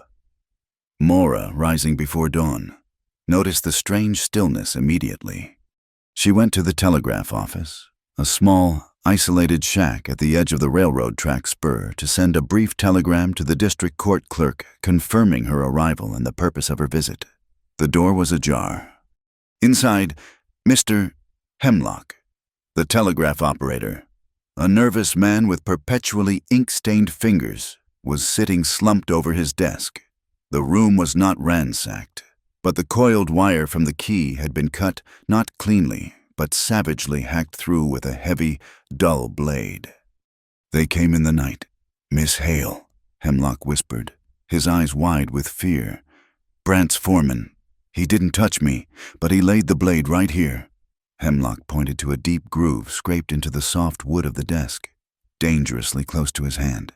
"He said if I sent so much as a single dot or a dash about water or court or Maura Hale, the next message I'd send would be my own burial details." The information line was severed. Brant had sealed the town off, turning Dry Mesa into an isolated island of injustice. Mara returned to the meeting point. Sharing the news with Colt, "Brant knows we're leaving. He's trying to stall the notice." "Stalling means they'll be waiting on the trail," Colt replied, his tone low and flat as he checked the cinches on their horses. "They won't risk Dry Mesa. They'll risk the trail. We're taking the long way around Whippoorwill, through the alkali flats. It's drier, but faster and less predictable." They rode out, taking the hidden, less traveled tracks that Colt's Pinkerton days had taught him to favor. Their caution was well-founded. They had been riding for perhaps 4 hours, the sun climbing into a merciless sky. When Colt again held up a hand, they were entering a narrow, twisting stretch of the canyon, where a sudden ambush would be nearly inescapable. Colt's blue eyes narrowed, studying the loose, dry scree above the trail. "Ambush," he stated, quiet and definitive. 3 rifles. They're up on the high notch, waiting for us to enter the rock corridor." Brant's men had successfully guessed their destination and set a clear trap. Colt immediately veered their horses off the established path, forcing them down a steep, dusty embankment and into the desiccated basin of a long, dried-up creek bed. "Stay low." Hard left, Colt shouted over the growing heat haze. They rode with a desperate urgency, the horses sliding and scrambling on the loose pebbles. Colt used the natural obstacles to his advantage, leading them in a series of sharp, confusing turns, constantly crisscrossing the dry river basin. Every 10 minutes, he would dismount quickly, kicking up dust and rearranging stones to create false trails and overlapping hoof prints, scattering the sign like rice. He was deliberately confusing their path, ensuring that if Brant's men did track them, they would waste precious hours following ghost riders. The chase was less a heroic gallop and more a desperate, physical reality. The sun beat down, turning the dry air into a furnace. Mara felt the deep, burning ache in her legs, the constant, sickening jolt of the frantic ride. Her lips cracked and bled almost instantly, and her tongue felt thick and coarse, tasting only of the dust and the metallic saltiness of dehydration. Thirst was a heavy, constant companion, reminding them that the law of the desert was inescapable. They finally stopped to rest in the shadow of an enormous, flat-topped boulder. The horses lathered with sweat and breathing in painful gasps. Mara slid off her mare, her knees buckling as she hit the ground. Colt handed her his canteen, forcing her to take small, careful sips. His own face was grim, etched with dust and exhaustion, his eyes constantly scanning the ridgeline. "They'll figure out the diversion eventually," he muttered, more to himself than to her. "They'll circle back, head straight for the alkali flats." Mara was wiping the sweat and dust from her eyes when she saw the man approaching from the trail behind them. He wasn't one of the armed men from the ridge, but he was riding a distinctive, light-colored gelding she knew well. He was Nathan Doyle, the deputy postmaster, a relatively new arrival to Dry Mesa, a clean-cut, quiet man who had often tried, with nervous persistence, to court Mara during her work at the reading room. He was the seemingly harmless face of Dry Mesa's civilian life, the kind of man Mara had assumed was on the side of order and decency. Nathan rode up, his face a perfect mask of concerned shock. "Mara Colt, what happened?" "The sheriff sent me out to check the trails after we heard rumors of gunfire near Whippoorwill." Colt immediately stiffened, his hand hovering over his pistol. Mara, exhausted and relieved, began to explain the ambush. "Brant's men were waiting for us, Nathan. They cut the telegraph line. They smashed the schoolhouse. And now they're trying to stop us from reaching Prescott with the writ." Nathan listened, his eyes wide and sympathetic, nodding repeatedly. Then, with a chilling speed, the sympathy drained entirely from his face. He reached inside his coat not for a canteen or a spyglass, but for a short-barreled, black shotgun. The sudden, brutal realization hit Mara like a blow to the chest, twist two. The deputy postmaster, the quiet man who had attempted to court her, the face of civil society, was the informant. He was Brant's internal spy, the one who had monitored her petition signatures, the one who knew the precise time of their departure and had probably passed the information that led to the ambush. "The sheriff didn't send me," Nathan said, his voice flat and suddenly cold, stripped of its usual nervous charm. "Brant did. You've got the ledger. Mora, hand it over, and maybe no one else gets hurt." He was the one who had informed on the town's civic efforts. The betrayal was not by a hired gun, but by a member of the social fabric, a person Mora had instinctively trusted as a fellow citizen. He had betrayed the very foundation of the community she was fighting to save. Mora felt a profound sense of disillusionment, a sickening plunge into the reality that the corruption was not just external, confined to Brant and his hired guns, but was an internal cancer, eating away at the honesty of the town's institutions. The deputy postmaster was the one who shot the messenger. Colt reacted instantly, drawing his pistol and firing one shot directly into the ground beneath Nathan's horse. The horse shrieked, rearing up violently, throwing Nathan off balance. Nathan's shotgun blast went wild, tearing a chunk of rock from the boulder behind them. Colt shoved Mora hard, pushing her toward the cover of the horses. "Get ready to ride. Move," Colt yelled. He didn't fire again, instead using the chaos of the spooked horses and the dust storm caused by the blast to provide cover. Before they could mount, the sky itself intervened. A massive, violent thunderstorm, carrying the sweet scent of rain Mora had smelled the night before, broke directly over the canyon. It was a deluge, a sudden, explosive downpour that hit the dry earth with stunning force. The water immediately beaded on Mora's dry, dusty clothing, cool and shocking. The dry creek bed, which had provided their escape route, instantly became a deadly, fast-flowing torrent. The rain did not soak the ground. It rushed over it, gathering speed and debris. In seconds, the dry, pebble-strewn basin transformed into a flash flood, a roiling, brown monster of water, rock, and mud. Lotta Colt screamed, grabbing Mora's wrist and wrenching her toward a high, smooth rock outcrop. "The water's going to take the horses."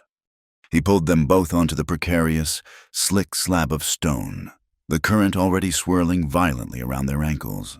The force of the flood was terrifying, carrying entire logs and boulders downstream with a grinding, horrifying noise. Colt didn't hesitate. He grabbed the reins of his two panicked horses, who were trying to scramble higher. With a brutal swiftness, he used a short length of rope to tie the reins securely to a deeply rooted shrub on the outcrop, anchoring them in place, stabilizing their panic. He was forced to make a terrible calculation, secure the animals and their essential gear, or lose everything. The water rose in a terrifying rush, swirling and clawing at the rock.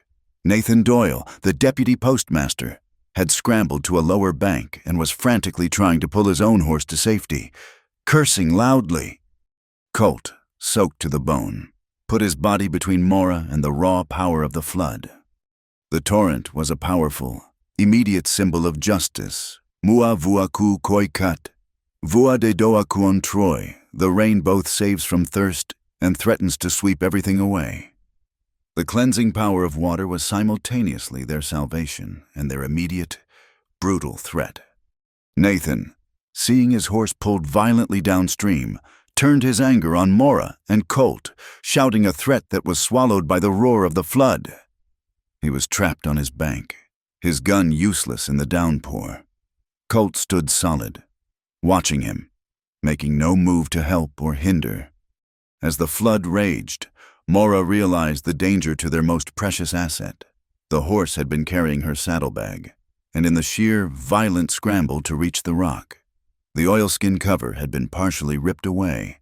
The heavy ledger, which held the sketches, the notes, and her father's 5 years of observations, was now exposed to the torrential rain. Mora immediately dropped to her knees on the slick rock, ignoring the punishing downpour. She tore the oilskin completely off and clutched the heavy, waterlogged book to her chest. pressing it against her rain-soaked flannel shirt. She could feel the paper swelling, the ink beginning to run into soft, dark blooms. She rocked back and forth, holding the book like a child, pressing her face against the cold, damp leather. Her voice was thin, a sound of desperate prayer lost in the thunder. "Father," she sobbed, the words choked with rain and fear. "Please, Dung de Muk Troy, don't let the ink wash away." Colt knelt beside her, placing a steady, massive arm across her shoulders, sheltering her and the ledger from the worst of the rain.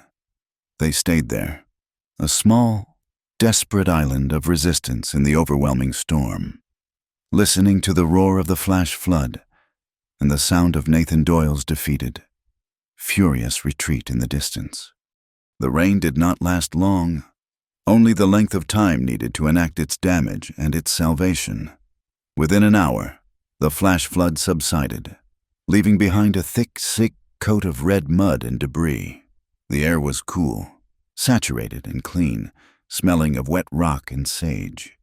Colt helped Maura up. Their horses were safe, though miserable. Nathan Doyle was gone. Maura looked down at the ledger. It was heavy, sodden, and deeply chilled. The pages were stuck together. The ink on the recent sketches blurred into muddy lines. The facts were still there, but they were wounded, fragile, requiring great care to read.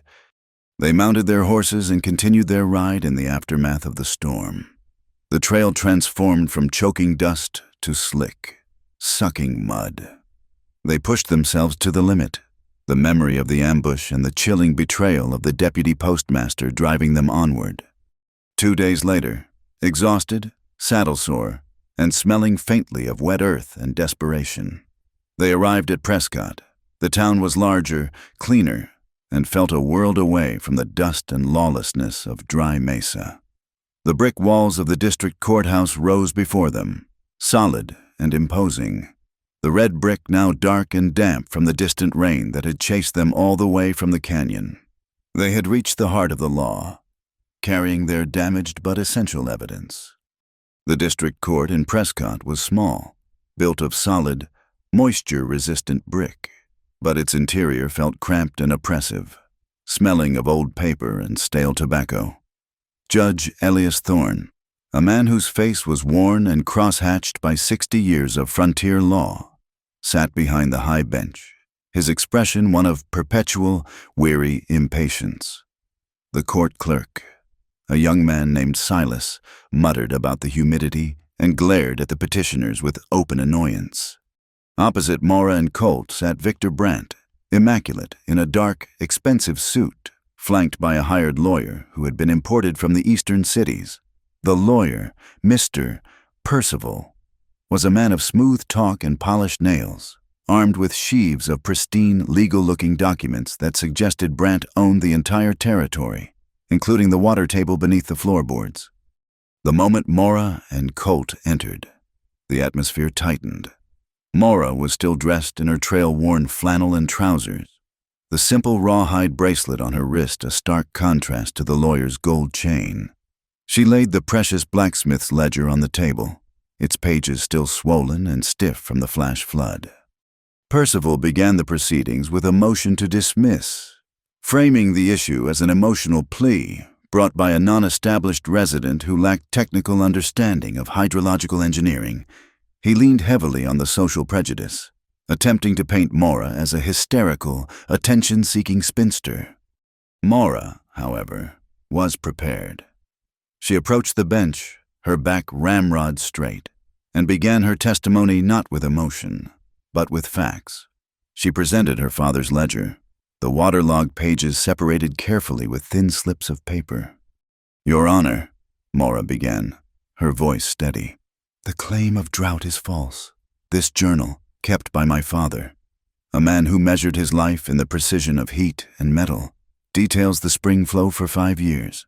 The dip in the water level is abrupt, not gradual. I have seen the dam with my own eyes." She then produced Colt's charcoal sketches, faded and smudged from the rain, but still clearly depicting the earthworks and the crucial sluice gate.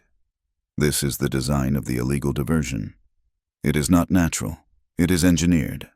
Finally, she held up a sheet of paper, a rubbing she had taken from the sodden wood. It clearly showed the distinctive block letter stamp Brandt Cattle Company. And here, Your Honor, is the sign of the perpetrator, a piece of wood stamped with the ownership of stolen water. Percival tried to interrupt, calling the evidence the romantic scribbling of a naive girl. Maura faced him calmly. The law of the frontier, Mr. Percival, may travel with the largest account book, but the law of physics is non-negotiable. I am not arguing romance. I am arguing data. The fact that I am a woman does not change the fact that 20 inches of water have been illegally removed from the public supply. Her calm defiance, using cold logic against the lawyer's bluster, struck a chord. Judge Thorne leaned forward, his face serious. He had seen enough manufactured outrage in his career to recognize the ring of unadorned truth. Then, Colt Avery was called to the witness stand. He was an imposing figure in the small courtroom, his quiet intensity filling the space the lawyer tried to dominate with noise. He confirmed Maura's account of the dam structure and the attempts at ambush. Then, in a low, clear voice, he delivered the second, essential blow to Brandt's defense. Your Honor, Colt stated, looking directly at the judge, I can testify that the mail coach robbery 3 weeks ago was a staged event. I know the logistics of a planned holdup. Percival jumped up immediately. Objection hearsay. Speculation. On what grounds do you make this assessment, Mr. Avery? Judge Thorne asked, his gravelly voice cutting through the objection. Colt faced the judge, his scarred left hand resting on the railing, a quiet admission of his past visible to everyone. I worked for the Pinkerton Agency as an intelligence courier for several years. I have experience with manufactured incidents used to shift blame and create political cover. The robbery site, the abandoned cigar stub, and the timing of the sheriff's immediate Apache warrant, it was all perfectly executed theater. It was designed to give Mr. Brandt a public enemy to distract from his true crime, the water theft. He paused, then added a phrase that was both a confession and a commitment. I saw the evidence of the setup 3 weeks ago, and I chose to ride away. I chose silence. I apologize to this court and this community for that cowardice. I am here now to correct that silence, because that initial lie is what gave Brandt the authority to vandalize this town. The revelation that Brandt's savior role was a calculated lie, delivered by a man who openly admitted his own past moral failure, landed like a heavy stone. But the final, decisive element was not their evidence or Colt's testimony. It was the unexpected arrival of the community. Just as Percival was launching into a venomous attack on Colt's credibility, calling him a disgraced courier, the doors to the courtroom burst open. A dusty, tired procession of Dry Mesa citizens shuffled into the small gallery. There was Mrs. Gable, the kind owner of the boarding house, a half-dozen hardened miners, a few shy women, and the taciturn local shepherd, all united in their dirt and their resolve.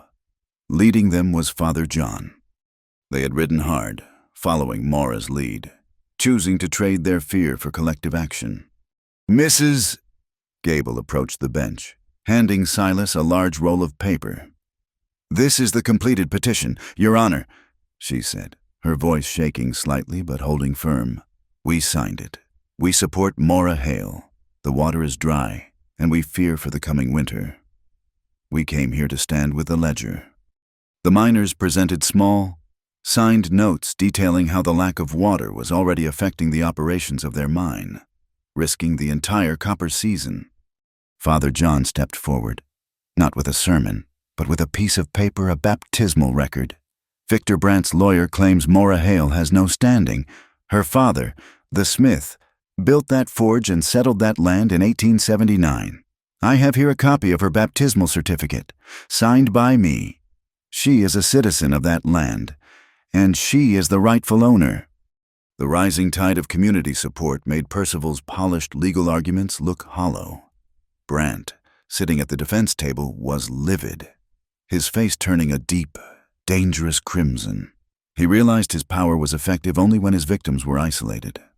The crucial turning point came suddenly. The court clerk, Silas, who had been muttering about the humidity, was handed a hurried note from a breathless boy who had ridden in from the telegraph office. Silas read the note, his eyes widening in alarm. He whispered to Judge Thorne, who listened, his expression hardening. "Mr. Brandt," Judge Thorne announced, his voice now cold steel. "Where is Sheriff O'Doyle? He was subpoenaed to appear today to testify on the water complaint and the maintenance of civil order in Dry Mesa." Brandt shrugged, a practiced gesture of indifference. "Probably chasing Apache renegades. Your Honor, doing the job your court won't let him do."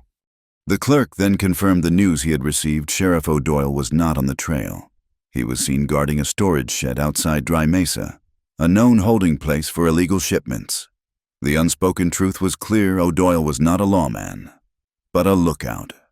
Securing Brandt's arms cache, the linchpin of Brandt's local authority, had snapped under the pressure of the court. The logical confrontation had turned instantly into a violent one. The argument over water had devolved into a clear threat of armed conflict. The pace of the courtroom scene, which had been tight with legal maneuvering, now slammed into the sudden, high-stakes danger of imminent violence. Judge Thorne slammed his gavel down once. The sharp, resonant crack echoed through the small room, sounding as dry and unforgiving as the desert stone. "Kung Li Kung, am I? Justice is not gentle." Order, Thorne commanded. He ripped a page from a bound book and began writing rapidly, based on the clear, documented evidence of resource theft, the corroboration of community members, and the established conflict of interest shown by Mr. Brandt and his agents. "I hereby issue a temporary restraining order and preliminary injunction." He looked directly at Brandt, his gaze unforgiving. "Mr. Brandt, you and your company are ordered to immediately cease all operations at the North Fork Dam. The dam is sealed, pending a full territorial investigation. Any interference with this order will result in immediate arrest." Brandt rose slowly, his face distorted by suppressed rage. He laughed, a low, humorless sound. "You think a piece of paper stops a man with a gun? Judge, I think a piece of paper gives the law authority to stop a man with a gun," Thorne countered. "The order is issued," as Brandt was escorted out by court deputies, giving Mora a final, venomous look. The court clerk, Silas, rushed back into the room, his earlier annoyance replaced by genuine terror. He held up a second piece of paper, a hastily transcribed telegram that had just bypassed the Dry Mesa cut line. "Your Honor," Silas gasped. "The wire just reported riders, heavily armed, moving fast toward Prescott. They're Brandt's men. They know the ruling. They're coming to erase the documents." The victory was immediate, but the danger was absolute. The battle for justice had shifted from the courtroom of words to the street of bullets. They had won the legal writ, but they still had to survive the night. The darkness that descended upon Prescott that evening was not peaceful, but a heavy, thick blanket of tension. Mora, Colt, Judge Thorne, and the small contingent of Dry Mesa citizens barricaded themselves within the old courthouse.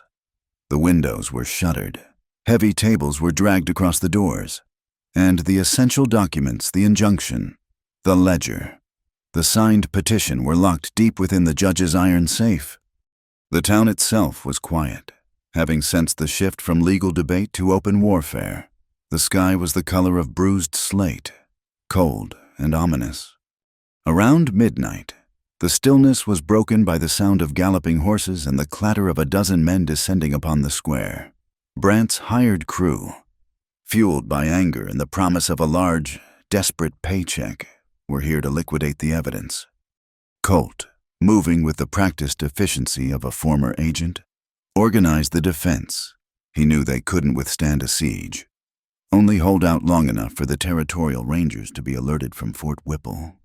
"We need to make it look expensive for them to come inside," Colt muttered, checking the action of a deputy's borrowed rifle. He directed the judge and Silas to wet every piece of cloth they could find, curtains, towels, blankets, and hang them over the windows, and along the wooden inner walls. This practical action was designed to combat the first, most predictable attack. The attack came with a rush of fury. Brant's men led by the furious foreman. Jesse began piling dry straw and brush against the main entrance and the corners of the wooden extension, then tossing kerosene lanterns onto the heap. The flames erupted immediately, casting a frantic, ugly orange light that danced against the smoke-filled sky. The scent of burning wood and oil became instantly overwhelming. Their objective was simple: smoke out the defenders and force them into the open. Colt positioned Mora at a back window, away from the immediate heat. Keep low, pass the cartridges to the deputy, and don't stand in the light. Mora moved with focus, her fear transformed into cold, precise determination. She worked alongside the court clerk, Silas, who was frantically using a bucket to throw water onto the inside of the walls, containing the fire before it could penetrate the structure. As they worked, Mora looked at Colt, who was peering through a crack in the shutters, calculating the range. She felt a bizarre surge of misplaced levity, a nervous joke forced out by the sheer absurdity of their predicament. "If we survive this night, Colt Avery," Mora said, panting slightly as she handed him a handful of brass cartridges, "I am demanding a brand new, fireproof sewing table." Colt didn't turn around, but his voice was dry, a steady counterpoint to the roaring flames. "And I'm demanding a new horse. This one's getting jealous of all the time I spend with you." The brief, shared moment of humor was a lifeline, a tiny, human assertion of life in the face of brutal death. Colt began his systematic, defensive firing. He was not aiming for the men. He was aiming for demoralization and disruption.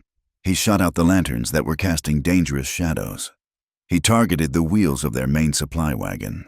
A sharp, loud crack and a hiss of air signaled that he had successfully punctured the tire.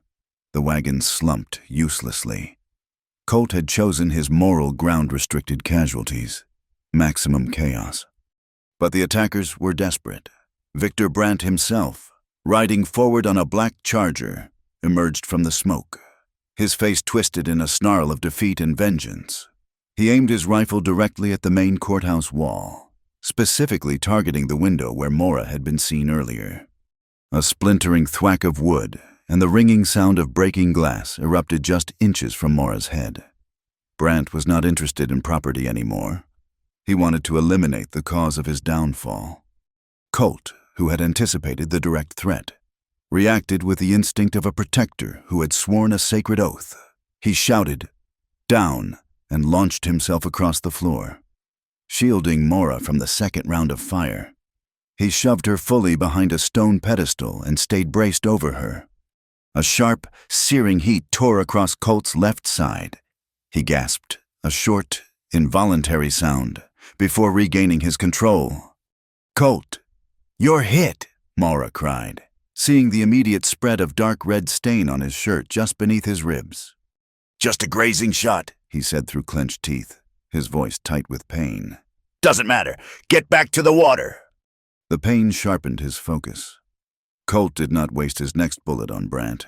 He aimed instead at a set of padlocks securing a nearby shed, where Brant's reinforcements were storing extra ammunition and fresh timber. With 2 precise shots, the heavy padlocks sprang open. Brant's hired hands, seeing the shed compromised, were forced to break ranks and scramble to secure their supplies, diverting their attention from the fire attack. Colt was not interested in a bloodbath. He was interested in a clean victory. He broke their will to fight by destroying their logistics and their focus, refusing to chase them to the end, demonstrating his moral choice not to become a murderer. His disciplined, minimal force, however, gave the townspeople the opening they needed. The bells of the small Presbyterian church, a few blocks away, began to toll violently, the frantic, loud clangor cutting through the smoke and the gunfire. The sound was followed by a sudden, organized counterattack. The Dry Mesa citizens' misses, Gable, Father John, the miners, and the shepherds who had ridden into Prescott had gathered in the shadows of the square. Seeing Colt's actions successfully divert the main body of Brant's men, They chose their moment. Armed with axes, shovels, and a few old rifles, the small citizen militia swept in from the side alleys, forming a tight, determined arc behind the distracted attackers. They moved with the cold anger of people who had nothing left to lose. They pinned Brandt's men into a devastating pincer movement, effectively surrounding them and cutting off their retreat back to the open plain. The attack broke the final nerve of the mercenaries. Confused, surrounded, and with their supplies exposed, they began to drop their weapons, shouting surrender. Victor Brandt, seeing his empire crumble in the light of the courthouse fire, made a last, desperate attempt to flee, but a strong rope, swung expertly by one of the Dry Mesa miners, snagged his arm, pulling him hard from his horse. Brandt landed in the dirt with a painful thud. The chaos ended almost instantly. Judge Thorne emerged from the courthouse, coughing, but holding the law in his hand. He directed the captured deputies to lock Brandt in the city jail. The final element of the conspiracy was exposed in the anticlimax. Silas, the court clerk, pale but resolute, emerged from the building carrying a small, oilskin-wrapped package that he had secured from a hidden safe deposit box. "Your Honor," Silas announced, his voice shaky but firm. "This arrived some weeks ago, sealed with a note to be opened only if the sheriff did not appear in court. It is a supplemental document to the water complaint." Inside the package was a small, grimy notebook. It was Sheriff O'Doyle's personal ledger, a meticulous record of the dates, times, and amounts of every bribe he had received from Victor Brandt over the past 2 years, including the payment for faking the mail coach robbery. The evidence was irrefutable. The pillar of corrupt authority in Dry Mesa had been toppled by his own vice. Just as the last embers of the straw fire began to flicker, and the handcuffs clicked shut around Brandt's wrists, the sky opened. A massive, cleansing downpour erupted. Not the localized flood they had experienced in the canyon, but a steady, cold, beautiful sheet of rain that hit the square. It hissed as it met the hot, charred timber, dousing the remaining sparks and washing the smoke, the blood, and the red dust from the walls of the courthouse. Troy Rua Macho Thitran, the heavens washed the face of the town. The intensity of the climax, fast and explosive, was replaced by a profound, shuddering sigh of relief. The high tension was spent, and Mora and Colt, wounded but alive, stood in the center of the square, watching the clean rain fall onto the scorched earth. The battle was won, and the community had saved itself. The storm that had doused the courthouse fire now trailed them back to Dry Mesa, having cleansed the ground but not the air of consequence. The sun, finally breaking through the heavy clouds, felt restorative, like warm cloth laid upon a weary muscle. In Prescott, the legal machinery moved swiftly. Judge Thorne, energized by the clear-cut evidence and the attempted assassination, immediately signed the order to destroy the Brandt Dam and restore the natural flow of Whippet Creek. Victor Brandt, along with his foreman and the exposed Sheriff O'Doyle, was transferred to the federal garrison to face charges of conspiracy, mail robbery, and attempted murder. The crisis was over. The law had prevailed, but only because a small group had chosen to fight for it. Mora and Colt returned to a town that was profoundly changed. The fear had not vanished entirely, but the oppressive weight of Brandt's authority had been lifted. The water, in a small, symbolic trickle, was already beginning to seep back into the public well. Colt, however, was wounded. The graze along his left side had been deeper than he initially let on, a long, angry furrow that had soaked through the heavy canvas of his shirt. Mora led him straight to her small shack, now safe and sound after the vigilante had moved on. She instructed him to lie on her bed, a small, neat cot in the corner. She fetched her sewing kit, sterilizing her finest needle and thread in the small pot of boiling water she kept on her stove.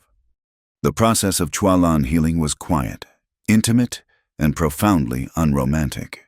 Colt lay still, his face pale beneath the trail dust, his eyes closed. Mora worked with the tense precision of someone who understood that mistakes with a needle could have serious consequences. Her hands trembled slightly with residual adrenaline and exhaustion, but the stitches she laid were small, clean, and exact, pulling the raw edges of the wound together. "You're doing this like you would a strong seam," Colt murmured, his eyes still closed. "It's the same principle," Mora replied, concentrating fiercely. Two sides pulled together to prevent the whole thing from coming apart. There were few words exchanged, only the soft sound of the thread passing through skin, the shared rhythm of their breathing, Colt's sharp intake of breath when the needle went too deep, Mora's steady exhalation as she tied off the knot. It was an act of profound trust, Colt offering his unprotected back, Mora offering her careful, healing hands. When she finished, bandaging the wound with strips of clean linen, Colt opened his eyes. He looked up at the ceiling, then at the small, square window, avoiding her gaze. "I should leave. Mora," he stated flatly. The danger was gone, and his contract to move cattle was months overdue. His internal conflict had returned, sharp and clear. "My place is on the road. This isn't my fight anymore, and I don't take root easily." His fear was transparent. To stay was to be tied down, to become vulnerable to the domestic expectations and emotional burdens that he believed always led to ruin, as his past Pinkerton mission had. He saw staying as equal to being bound. Mora didn't argue or plead. She sat beside him, watching the light pool on the floorboards. She understood the psychology of the wounded loner, the man who believed safety lay only in distance. "The road is a fine place for a man to find himself." "Colt," she said softly, picking a loose thread from his trouser leg. "But freedom isn't just about distance. It's about the truth of your own path." She looked at the wound she had just stitched. "You said the water, like fate, follows the true path of gravity. You fought to make the water flow right for this town. Olai no tudokua anla nuakche dungduang stay. If your freedom is the water flowing in the right direction." She was challenging the core of his self-imposed isolation, equating his personal freedom with the moral integrity of his environment. She offered him belonging without demanding ownership. The town itself began its own process of healing. Mora's battered classroom was the first thing they rebuilt. The miners contributed clean planks. Father John donated a new slate, and Mrs. Gable replaced the small library with fresh books, including volumes of poetry and adventure stories that were not previously available. The sheer collective effort demonstrated the core theme Kong Li Den Tu Ban Te Tap, the justice comes from collective hands. The most visible sign of change was at the public well. The water level, though rising slowly, was now clear and sweet. The townsfolk, taking the message of self-reliance to heart, had pooled their meager resources to erect a large, creaking wooden windmill over the well. The vanes of the Koisai-jio windmill turned slowly in the dry, persistent breeze, transforming the silent, fearful landscape into a place of work and sound. The steady, rhythmic clack-clack-clack of the wheel turning was a new, calming pulse, the sound of life, replacing the sharp, jarring noise of the recent gunfire. The days settled into a restorative pace. Mora returned to her small trade. The children returned to the reading room. And Colt, with his mobility slightly limited by the wound, stayed on in Dry Mesa, mending saddles and teaching the townspeople how to properly secure their horses against flash floods. The simplicity of their shared routine became its own form of intimacy. Mora would pack him food. He would sit on her porch, whittling wood. Their most profound conversations often happened in the quiet gaps between chores. One afternoon, Mora insisted that Colt, still recovering, supervise the children's reading hour in the restored reading room. Colt, tough and accustomed only to the harsh, practical language of the range, bristled. "Ma'am, I talk to cows and horses. I don't talk to children, and I certainly don't read poetry." "Then you must learn," Mora decreed, handing him a worn volume. "Read them a page of Mr. Whitman. You need to learn that not all language has to be a command or a negotiation." Colt sat awkwardly, his broad shoulders hunched, his voice stiff and unaccustomed to softness. He read the sprawling, complex lines of Walt Whitman, his tone flat and heavily accented with the plain speech of the plains. He butchered the rhythm and missed the sublime meaning. And the children whose familiarity with poetry extended only to simple rhymes burst into giggles at the sight of the serious cowboy struggling with such lofty, strange words. Colt looked up, embarrassed, but Mora was smiling, a genuine, unguarded expression of warmth. The light humor Colt's stiff reading, the children's laughter was the perfect, gentle release of tension. Even as Dry Mesa stabilized, the future whispered with new challenges. A telegraph sent over the successfully repaired line reported that the railroad was set to push its tracks further west, potentially reaching Dry Mesa within 2 years. This brought immediate hope for prosperity, but also the inevitable come-do-moi new temptations of land speculation, outside investment, and the potential for a new Victor Brandt to emerge. The community would need to remain vigilant. The final emotional breakthrough came later that week, when Colt was well enough to ride, though he still hadn't packed his bags. He met Mora near the blacksmith shop, which she was slowly beginning to clear, finding purpose in the abandoned tools. Colt stopped in front of her and held out his hand. He was holding the simple, braided rawhide bracelet he had given her in Prescott. He had undone the knot. Attached to the center of the braid was a single, small bead of polished brass, gleaming like gold in the late afternoon sun. It was an old gear tooth from the smithy, polished down until it was perfectly round and smooth. "I need this back, Mora," Colt said, his voice husky. "The rawhide, the thread of perseverance." He carefully rethreaded the brass bead onto the leather and tied the braid securely back around Mora's wrist. "This time," Colt continued, his blue eyes intense, "the rawhide is the path. The bead is the promise." He was reinforcing the sacred nature of their connection, an exchange of tokens based on dedication, not desire. The gesture was a quiet, profound statement of his intentions. He was choosing to invest his future, not his escape.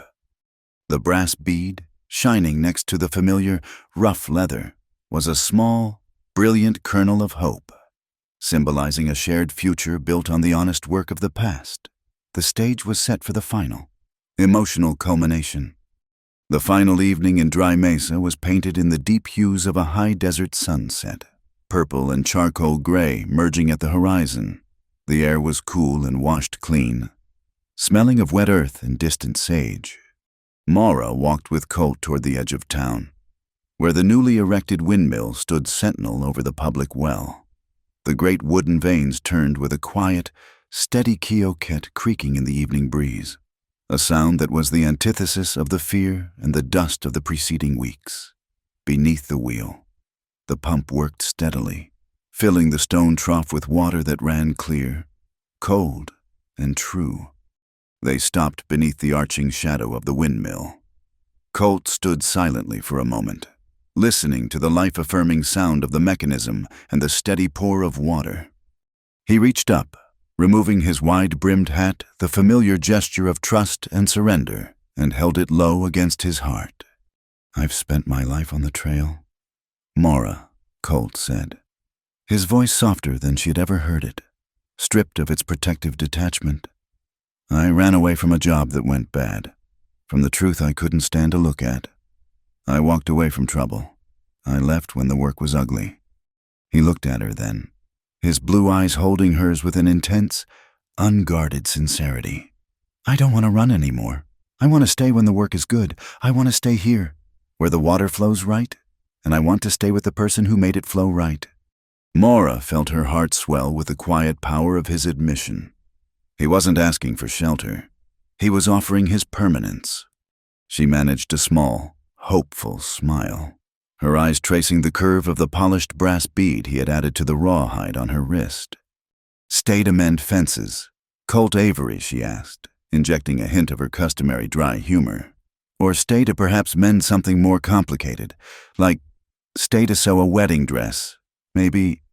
Colt smiled slowly, a genuine, warm expression that erased the deep lines of weariness from his face. He lowered himself onto one knee, not dramatically, but deliberately, grounding the moment in the dust of the earth they had fought to save. He reached into his pocket and pulled out an object Mora recognized immediately. It was a ring, crudely but beautifully worked. It was not gold or silver, but dark, honest iron. Forged from a piece of metal she knew came from her father's smithy, a piece of the very world she had fought to protect. It had been meticulously go-through Kong hand-hammered and polished to a dull sheen with the red rock dust of the mesa, giving it a subtle, earthy gleam. "Mora, hail," he said, his voice firm with commitment.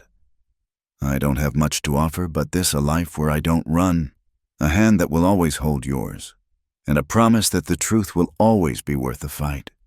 Will you honor me in this town and make me your husband?" Mora felt the sudden rush of tears, but they were Nuak Matlan healing tears, the result of relief and the profound knowledge that she was finally seen and loved for her strength, not despite it. She thought of the empty well and her father's legacy, and how the water now flowed, steady and strong. The fight had been hard, but the outcome was life. She nodded once, unable to speak, the answer clear in her eyes. Colt did not put the ring on her finger immediately. He stood, his gaze locking with hers, and repeated the sacred oath he had made in the flickering lantern light of the stable, the promise that had marked the beginning of their shared purpose.